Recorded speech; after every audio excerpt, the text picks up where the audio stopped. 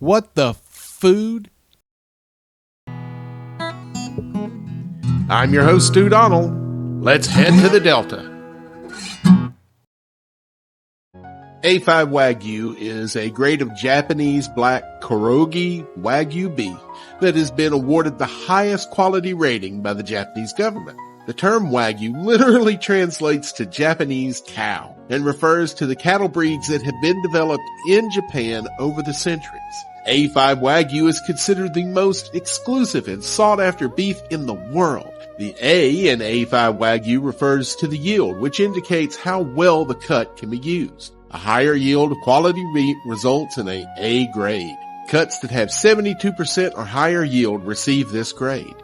The number that follows the A, in this case A5, refers to the quality of the meat, which is determined by graders looking at factors such as marbling, color, texture, and fat quality. Wagyu beef is known for its tenderness, fat content, and marbling, which surprisingly is made up mostly of non-saturated fats.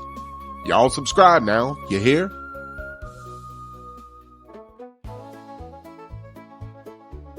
If you've ever what happens when the Great Depression, wartime logistics, and a meat grinder walk into a bar, well, congratulations. You've just discovered Spam. Born in 1937, Spam was Hormel's answer to one burning question. How do we feed millions of people something that technically counts as meat, doesn't need refrigeration, and can survive the apocalypse? Their solution was a tiny blue can packed with enough salt to mummify a moose. While some folks swear it stands for something posing as meat, the name Spam purportedly comes from spiced ham. During World War II, Spam became the unofficial mascot of the Allied diet. Soldiers ate it fried, boiled, baked, disguised, and emotionally distressed. By 1945, Hormel had shipped over 100 million pounds of the stuff overseas. Troops got so sick of it that Hormel employees received hate mail from the front lines. Imagine being so mad at lunch that you wrote a letter from a war zone. But here's the twist. While American soldiers were plotting their escape from Spam, other parts of the world fell in love with it. Hawaii, obsessed. South Korea, culinary icon. Guam, practically a food group. Spam went global like a salty, gelatinous pop star. And what's actually in this legendary can? That's it. 6 ingredients. Simple, efficient, and somehow controversial. Compare it to one of the most popular lunch meat hams and it suddenly doesn't look so bad.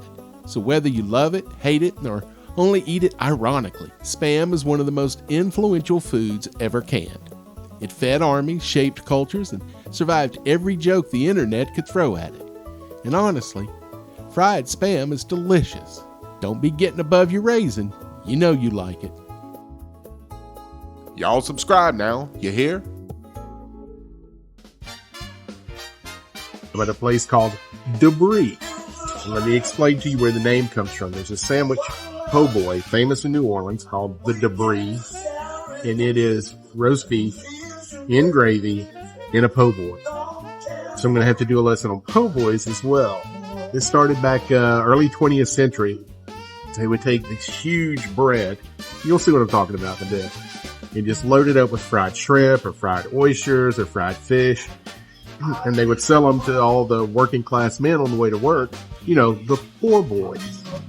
And that's where the name comes from. It's actually poor boy, but colloquially it's a po' boy because we po'. Okay, so another very popular po' boy that you will find in New Orleans. And on the menu here at Debris is the Peacemaker.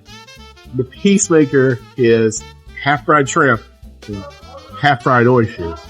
And that was for couples who wanted to split a po' boy, but one wanted shrimp and one wanted oysters. So half and half, basically. And that's why it's the Peacemaker, because it kept Papa from sleeping on the couch all night. Y'all subscribe now, you hear?